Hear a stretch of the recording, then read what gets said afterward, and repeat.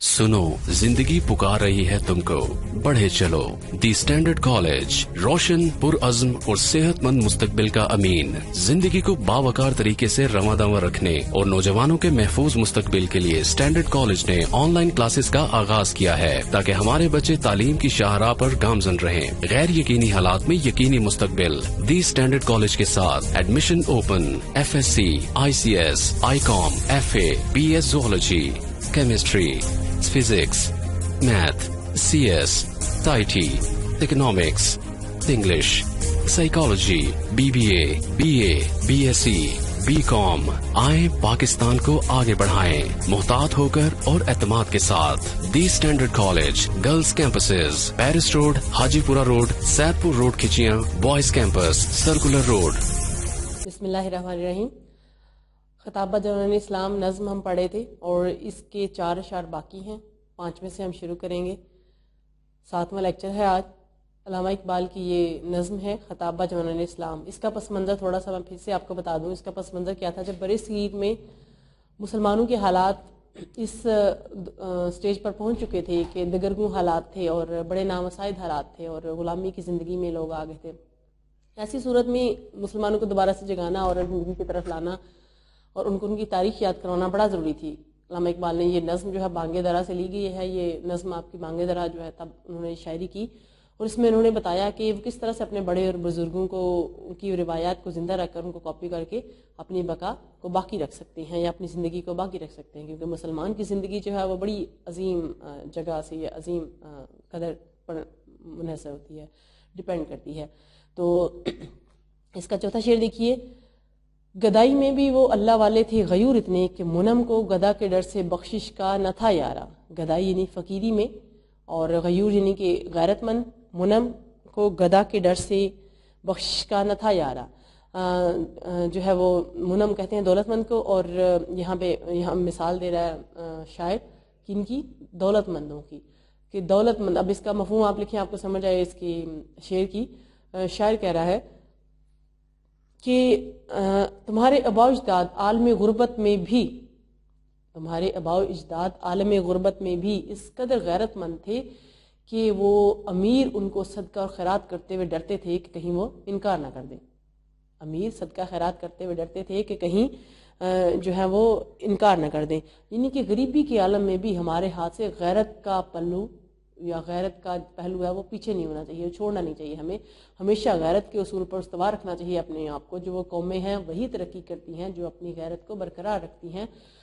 बेशक उनके हालात मुश्किल थे आबाओ अजदाद के, बेशक वो गरीबी में आ जाते थे, फिर भी वो जो अमीर हैं वो डरते थे कि इनके अंदर इतनी गैरत बाकी है, इनका अल्लाह पर इतना एतकाद और इत्मीनान है, इतना यकीन है कि वो हमसे बख्शिश नहीं लेंगे, हमसे जो है वो सदका नहीं लेंगे, हमसे खैरात नहीं लेंगे। तो वो किस लिए था? वो इसीलिए था क्योंकि नबी सल्लल्लाहु अलैहि वसल्लम के ज़माने की अगर बात की जाए तो उस ज़माने में सहाबा जो है वो इस कदर अल्लाह ताला की फ़कीरी में खुश होते थे कि जितना उनके पास होता था उसी में गुजर बसर करते थे और अपने से जो नीचे होते थे, जो लो लेवल के होते थे, जो गरीब होते थे, उन लोगों को वो चाहते थे कि उनकी मदद करें, ना कि खुद उस मदद में पड़ जाते थे। जो उनके पास होता था, हज़रत उमर ने जो है महकमा ये महकमा कायम किया था जहाँ पर कि लोग वक्फ कर देते थे अपनी जो माल है और फिर वो गरीबों के काम आता था। तो नबी सल्लल्लाहु अलैहि वसल्लम के अहकामात ऐसे थे कि जो कोई उनको सुनता उनकी गैरत गवारा न करती कि वो किसी से सदका और खैरात लें, क्योंकि सदका और खैरात जो है वो उन लोगों के लिए होता है जो बिल्कुल बेबस हों, बिल्कुल कुछ नहीं कर सकते, बिल्कुल उनका कोई सबब नहीं होता। तो वो हमेशा जो सहाबा थे वो यही सोचते थे कि हमारे पास जो है वो हाथ हैं, पाँव हैं, हम सलामत हैं, हम इनसे मेहनत करके कमा सकते हैं, खा सकते हैं, तो बजाय इसके कि हम खाएं और हम लें ये खैरात और सदका, तो क्यों ना ऐसे लोगों को पहुंचाई जाए जिनका कोई आसरा, कोई उम्मीद, कोई सहारा नहीं है। तो जो अमीर थे वो डरते थे उनको देते हुए, कहीं ये इनकार ना कर दें, इनकार करेंगे तो फिर वो गलत हो जाएगा। दरअसल वो अल्लाह ताला से ही सवाल करते थे, अल्लाह से ही मदद चाहते थे। वो नहीं चाहते थे कि आम लोग या आम इंसान इस आके उनकी मदद करें, वो सिर्फ अल्लाह से ही लो लगाना चाहते थे। वो मोहताज थे अल्लाह के और वो अल्लाह से सवाल करते थे और कहते थे कि अल्लाह तू ही हमें अता कर, तू ही हमारी जो है वो शरक से करीब है, तू ही हमारी मुश्किल में मदद कर सकता है, तू ही हमारी आसानी का बायस है और हम तुझे से दस्ते सवाल करते हैं और तेरे आगे हाथ پھیلاتے ہیں، تو ہی ہمیں بخش دے، تو ہی ہمیں عنایت کر دے۔ دست طلب دراز ہے اللہ کے سامنے، دیتا ہے اپنے مانگنے والوں کو بے حساب۔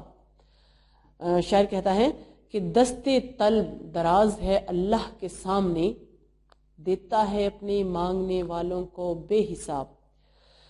اس کے لیے آپ مواقعات مدینہ کا واقعہ دیکھ لیں۔ مواقعات مدینہ میں کیا ہوا کہ ہر انسان اپنے مہاجر بھائی کو اپنے گھر لے گیا، اپنی دولت، اپنا گھر میں سے جو کچھ تھا اس نے آدھا کر لیا، اور مہاجرین کی غیرت نے گوارا نہ کیا کہ ان کا سب کچھ لے لیں۔ مہاجرین نے بھی کہا کہ آپ کی چیزیں آپ کو مبارک، ہم بازار کی راہ دیکھتے ہیں، ہمیں بازار دکھاؤ، وہاں پہ جائیں گے، محنت کریں گے اور پھر خود کمائیں گے۔ تو دیکھیے کس قدر محبت اور رجائیت ان کے اندر کوٹ کر بھری ہوئی ہے کہ ان کو آفر کیا جا رہا ہے، ان کو پیش کیا جا رہا ہے کہ آؤ آدھا گھر مجھ سے لے لو، آؤ آدھی جائیداد مجھ سے لے لو، آؤ آدھا سامان مجھ سے لے لو، ساز و سامان، اسباب، مال، جاگیریں، دولت، مال، مویشی، سارا کچھ آدھا لے لو۔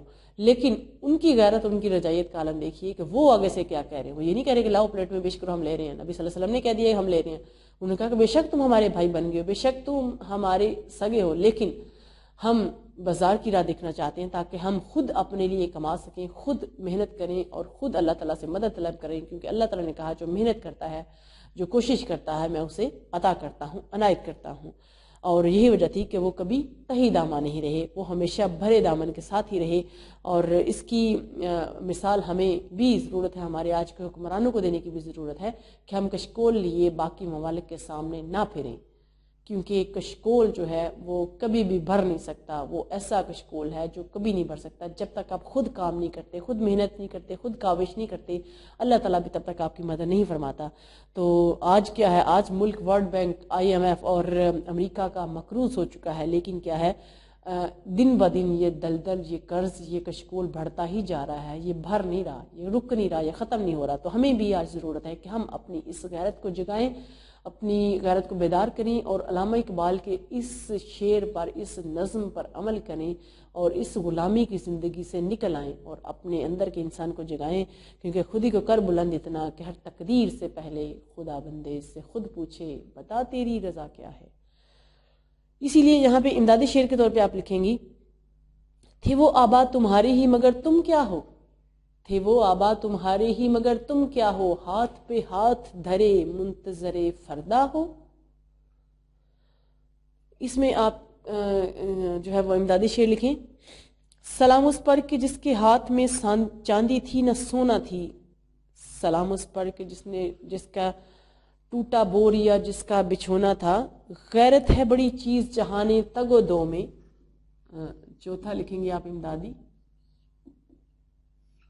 غیرت ہے بڑی چیز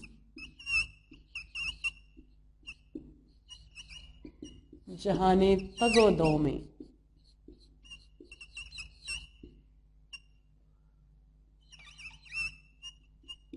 پہناتی ہے درویش کو تاج سر دارا۔ یعنی کہ جو غیرت کو اپنا ہتھیار بناتا ہے وہ زمانے میں تگ و دو کرتا ہے، محنت کرتا ہے، جد و جہد کرتا ہے، تو پھر درویش جو ہے وہ بھی دارا کا تاج پہن لیتا ہے، جو محنت اور لگن سے کام لیتا ہے۔ اگلے شعر پہ آ جائیں، اگر چاہوں تو نقشہ کھینچ کر الفاظ میں رکھ دوں، مگر تیرے تخیل سے فزوں تر ہے وہ نظارہ۔ شاعر یہاں پہ کہہ رہا ہے فزوں تر، یعنی کہ بڑھ کر۔ شاعر یہاں پہ مفہوم اس کا بتائیں، اے نوجوان اگر میں چاہوں تو تیرے آباء و اجداد کی عظمت کا نقشہ کھینچ دوں، سامنے رکھ دوں، مگر تیری ادراک، تیری فہم، تیری عقل سے بڑھ کر وہ نقشہ ہے۔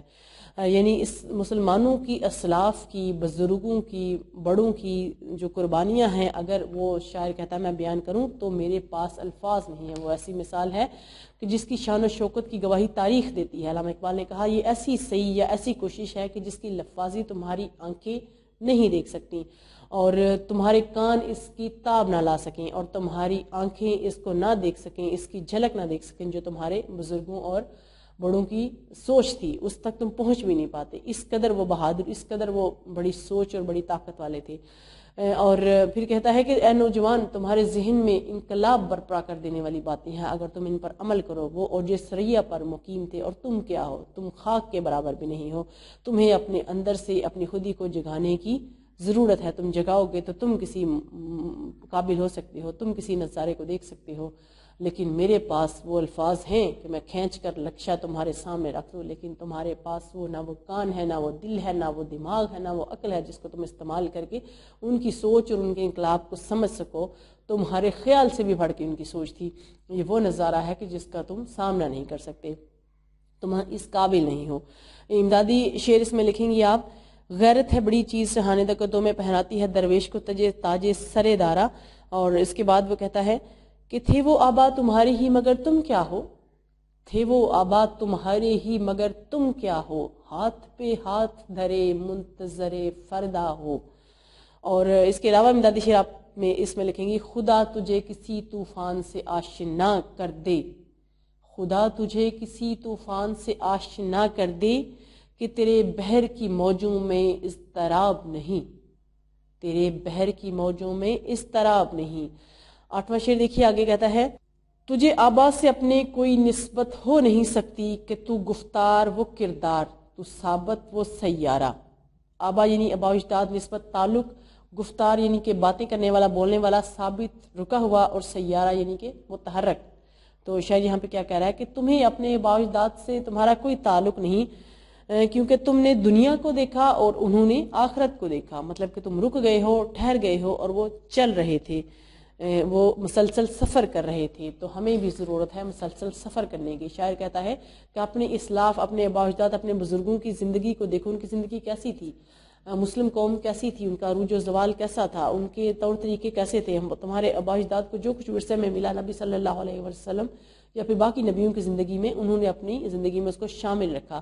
اور اس کی بڑی مثال خطبہ حجۃ الوداع میں جو نبی صلی اللہ علیہ وسلم نے دی، اس کو آپ اپنے حوالہ جات کے طور پہ بھی شامل کر سکتے ہیں کہ میں کتاب اللہ اور سنت رسول صلی اللہ علیہ وسلم 2 چیزیں تمہارے سامنے چھوڑے جا رہا ہوں، تمہیں انہیں مضبوطی سے تھامنا ہوگا۔ اگر تھام لوگے تو کامیاب ہو جاؤ گے، چھوڑ دو گے تو تم ختم ہو جاؤ گے، تباہ ہو جاؤ گے۔ اس سے بڑی مثال میرے خیال میں کوئی نہیں ہے ہمارے لیے، کیونکہ نبی صلی اللہ علیہ وسلم کے اسوہ میں ساری باتیں، ساری چیزیں شامل ہے۔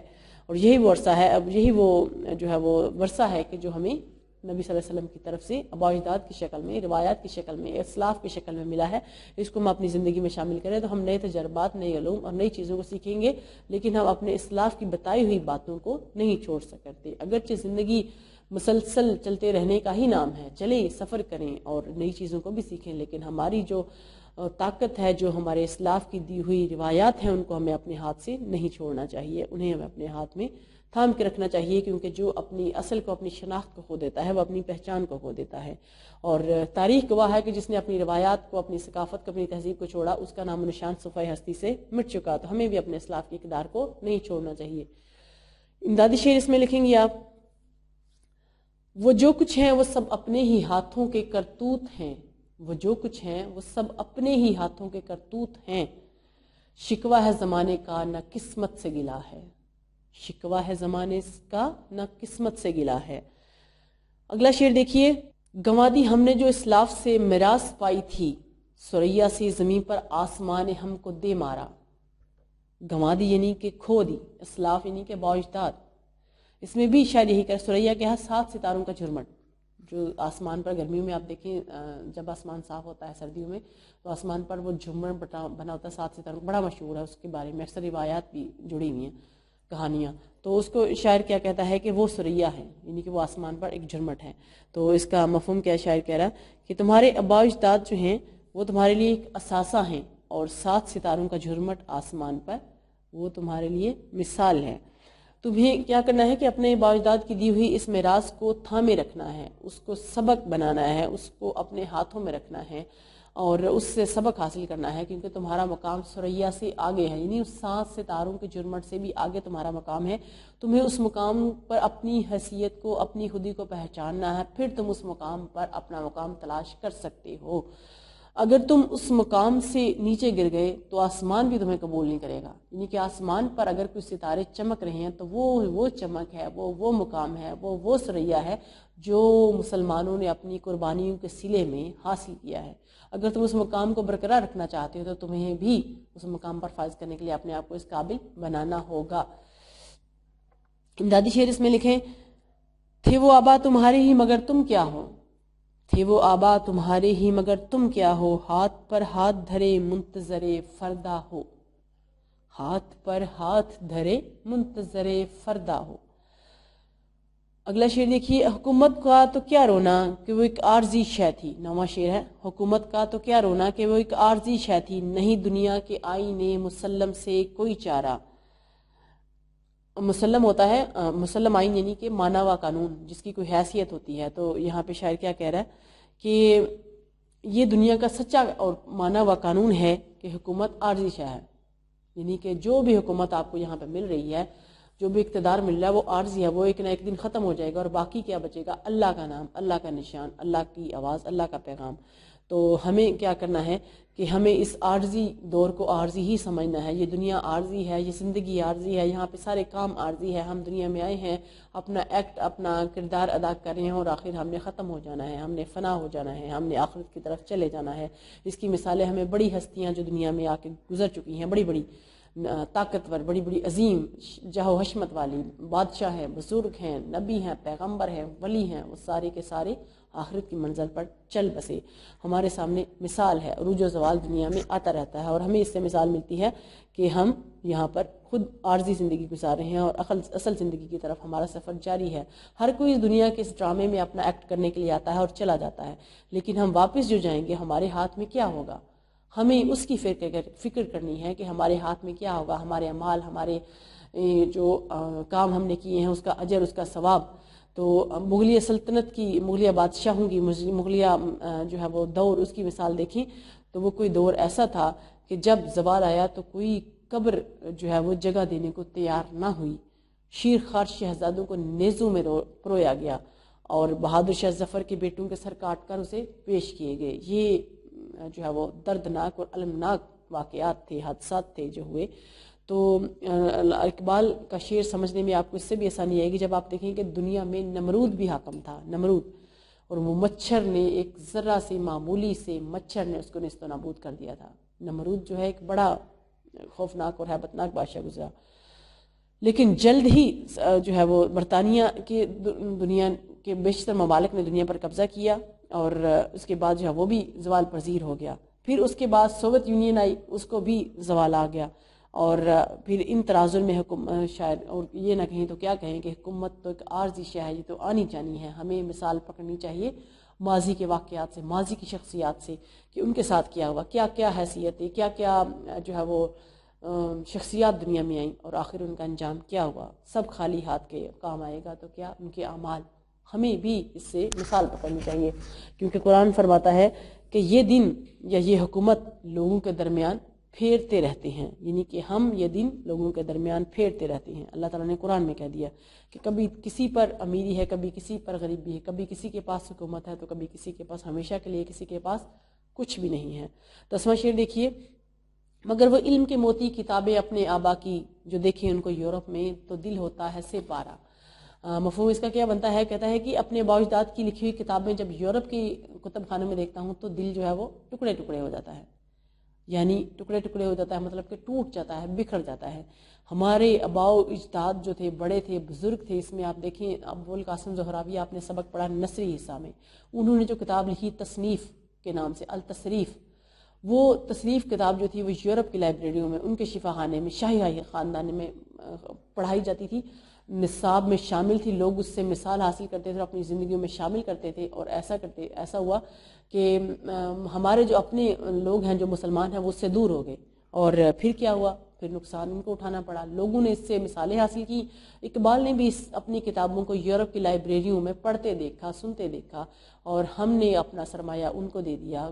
شاعر کہتے ہیں علامہ اقبال کہ میرا دل ٹکڑے ٹکڑے ہو جاتا ہے، ٹوٹ جاتا ہے جب میں اپنا سرمایہ ان کی لائبریریوں میں ان کو فائدہ حاصل کرتے ہوئے دیکھتا ہوں، تو میرا دل خون کے آنسو ہوتا ہے، اور میں کہتا ہوں کہ یہ ہمارے اپنے ہی ہاتھوں کے کرتوت ہیں، ورنہ زمانے سے میں کیا شکوہ کروں، زمانے سے کیا گلہ کروں، یہ تو اپنے ہی ہاتھوں کے کمائے ہوئے کرتوت ہیں، ان سے میں کیسے جو ہے وہ سامنا کر سکتا ہوں۔ اس کے بعد دیکھیے جی اگلا شعر ہے، غنی روزے سیا پیرے کنا رات تماشا کن کہ نور دیدہ اش روشن کند چشم زلیخا را۔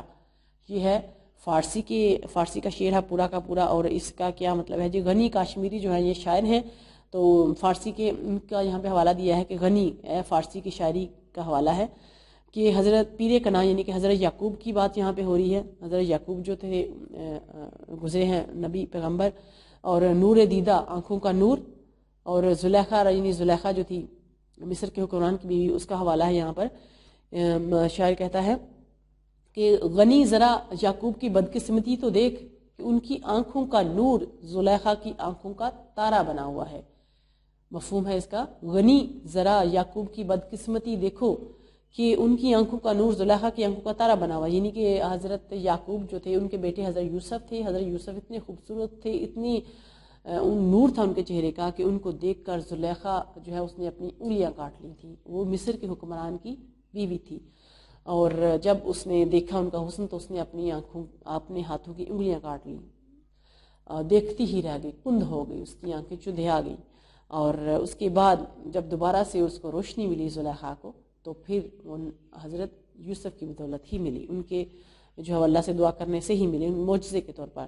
حضرت یوسف کے یہاں پہ تلوی کے طور پہ ایک واقعہ پورا آ گیا, آپ اس کی تشریح میں لکھ سکتے ہیں. حضرت یوسف کون تھے؟ جو ان کے سوتیلے 10 بھائیوں نے ان کو کنویں میں پھینکا, کنویں سے قافلے کا گزر ہوا جو ان کو مصر لے گیا, مصر کے بازار میں آپ کو فروخت کر دیا گیا, اور عزیز مصر نے خریدا اپنی اہلیہ کے لیے, اور اس نے کہا کہ جو ہے وہ اپنی اہلیہ کو تحفہ میں دے گا, لیکن جو ہے وہ زلیخا جو تھی اس کی عزیز مصر کی اہلیہ, اس نے حضرت یوسف کو ورغلانے کی کوشش کی, دعوت میں بلایا, ان پر الزام لگایا, اور اس الزام سے جو ہے وہ بری و زماں کیا اللہ تعالیٰ نے ان کو, کیونکہ وہ معصوم تھے, فرشتے تھے حضرت یوسف.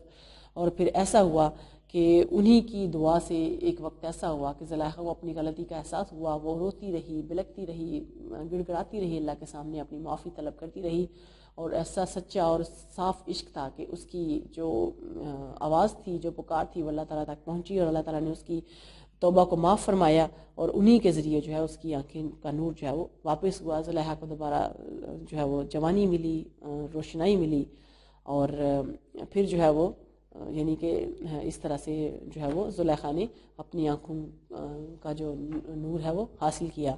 اس کی دوسری مثال اگر دیکھیں تو کتنا بڑا المیہ ہے کہ لوگ جو غیر ہیں وہ ہماری کتابوں سے جو ہے وہ حاصل کر رہے ہیں اپنا جو ہے وہ یعنی کہ ہمارا جو اثاثہ ہے, جو ہمارا علم ہے, جو ہمارا نالج ہے, جو ہماری کتابیں ہیں مسلمان سائنسدانوں کی لکھی ہوئی, اس سے استفادہ غیر ملک کر رہے ہیں. تو یہاں پہ اس کی مثال دی ہے شاعر نے کہ جس طرح سے کہ یعقوب کی آنکھوں کا نور جو تھے یوسف تھے, اور اس نے کس کو روشن کیا؟ زلیخا کو. تو اسی طرح سے ہماری کتابیں, ہماری تصانیف, ہمارا نور ہے, ہماری روشنی ہے, ان سے استفادہ کون حاصل کر رہا ہے؟ غیر مسلم. تو ہمارے لیے بڑی علمی کی بات ہے, ہمیں سوچنا چاہیے کہ ہمارے علمی ذخائر جو ہیں وہ ختم ہو رہے ہیں, تو ہم اس کو بچائیں, اس سے خود فائدہ حاصل کریں. اللہ تعالیٰ مسلمانوں کے لیے اس نے علامہ اقبال نے یہ نظم لکھی ہے کہ مسلمان نوجوان کو بیدار کیا جائے, اس کو جگایا جائے, اور تاکہ وہ اپنے بارے میں سوچیں اور فیصلہ کریں. تو اللہ تعالیٰ ہمیں بھی اس پر عمل کرنے کی توفیق عطا فرمائے, اور ہم بھی بہتری کی طرف آئیں, سوچیں سمجھیں, اور اپنے لیے فائدے کی بات جو ہے اس کو اپنائیں, اور اللہ تعالیٰ کے راستے پر چلیں, حکمت کے راستے پر چلیں, علم کے راستے پر چلیں. بے شک ہمارے لیے اسی میں فلاح ہے. امدادی شعر اس میں آپ لکھیں گی, جو کچھ ہے تمہارے اپنے ہی ہاتھوں کے کرتوت ہیں. پہلے بھی میں نے آپ کو لکھوایا, جو کچھ ہے تمہارے اپنے ہی ہاتھوں کے کرتوت ہیں, شکوہ ہے زمانے کا نہ قسمت سے گلا ہے. شکوہ ہے زمانے کا نہ قسمت سے گلا ہے. تو یہ اس طرح سے ہم نے یہ نظم بڑی لینتھی, بڑی امپورٹنٹ, بڑی اہم سلیبس میں یہ نظم ہے. اس کو آپ نے بچوں بڑے اچھے طریقے سے یاد کرنا ہے, پریپیئر کرنا ہے, تیار کرنا ہے, یاد کرنا ہے, لکھنا ہے اپنے پاس, ہوم ورک کی شکل میں ٹیسٹ میں بھی آئے گی. اور علامہ اقبال ویسے بھی ایسے شاعر ہیں کہ ان کی شاعری کو ہم نظر انداز نہیں کر سکتے. یہ پیپر کے لیے بہت اہم ہے, اکثر پیپر میں آتے ہیں اس کے اشعار, آپ نے بھی اس کو یاد کرنا ہے. بہت شکریہ, امید کرتی ہوں کہ آپ اس کو یاد کریں گے, اس کو پڑھیں گے, اور اس کا اچھا رزلٹ بھی تیار کریں گے. ٹھیک ہے بچوں, انشاءاللہ اگلے لیکچر تک کے لیے اللہ حافظ.